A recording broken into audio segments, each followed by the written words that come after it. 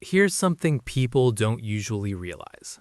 A lot of highly emotionally intelligent people didn't develop that ability because they wanted to. It came from a time in their life when they needed to.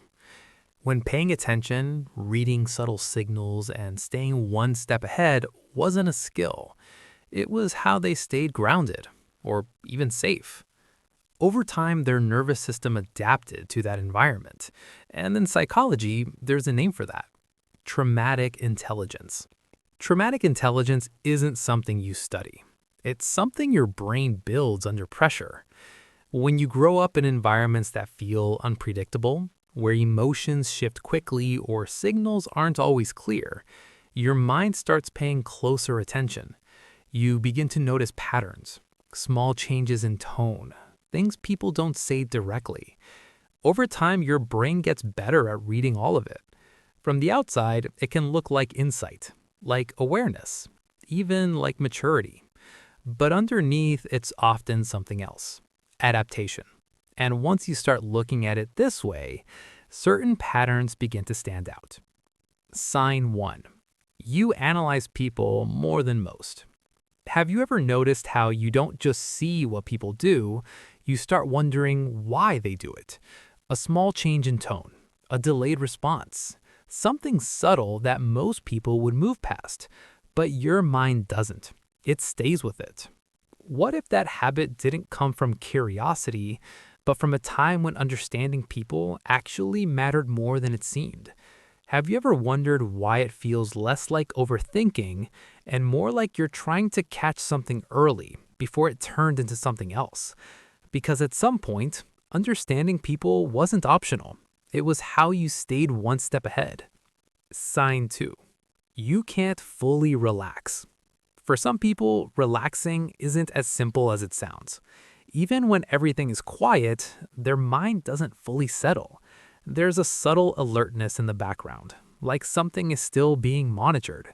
Silence doesn't always feel peaceful. Sometimes it feels unfinished. What if that tension isn't coming from stress, but from a system that learned to stay ready, even when nothing is happening? When your environment once shifted without warning, your brain adapted by staying a step ahead, and part of it never fully learned how to turn that off. Sign 3. You read a room instantly. You're in a meeting. Someone is presenting. Everyone else is nodding along, but you notice one person, they stop taking notes. Their pen stays still for a few seconds too long. Another person says, "Yeah, that makes sense," but their tone drops at the end of the sentence. No one calls it out. The meeting keeps going, but you already know someone isn't convinced. And it's not based on what they said, it's based on everything around it. You don't need time to think about it. Your brain just reads it in real time. Sign 4. You struggle to trust easily. You meet someone new. They're friendly, open, easy to talk to. Everything seems fine on the surface.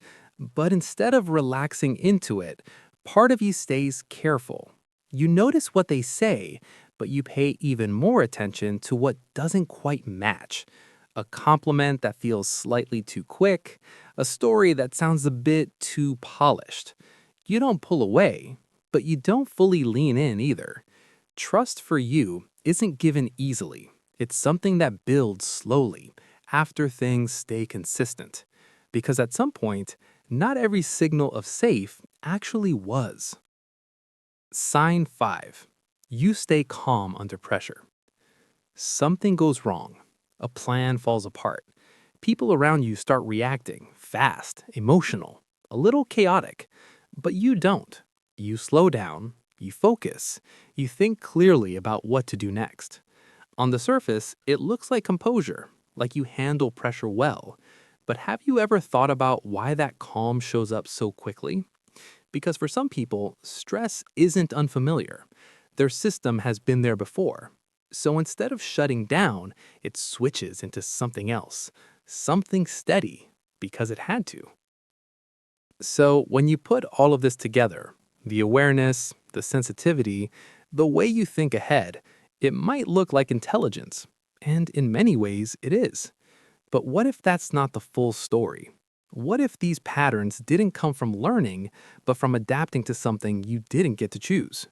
Because sometimes what looks like strength on the outside is actually something your mind built to make sure you'd be okay. And maybe that's something worth sitting with. Not everything that looks like strength was built in easy conditions. Some of it came from learning how to stay steady when things didn't feel safe. So the question isn't just what you've developed, but what it took for you to become that way. If any of this felt familiar, leave a comment, just one sign that stood out to you.